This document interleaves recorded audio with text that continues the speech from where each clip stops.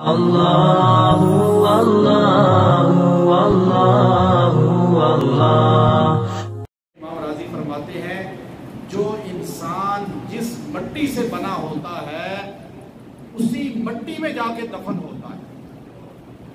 آپ کا میرا جسم اگر بنا مثال کے طور پہ مدینے کی مٹی سے تو ہم مدینے کے قبرستان میں دفن ہوں گے۔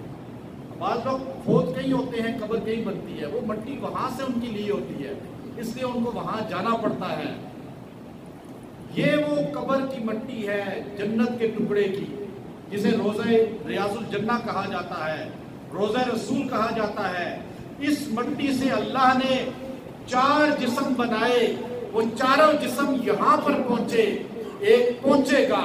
اللہ نے روزے کی مٹی سے ایک جسم محمد عربی صلی اللہ علیہ وسلم کا بنایا، ابو بکر کا بنایا، عمر کا بنایا اور ایک عیسیٰ بن مریم کا بنایا۔ 3 موجود ہیں، چوتھے پہنچ جائیں گے۔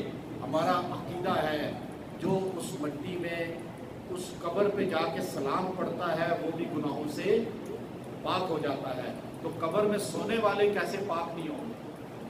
تو ہمارا یہ عقیدہ ہے وہ قبر والے بھی پاک ہیں۔ اللہ عمل کی توفیق دے۔ وآخر دعوانا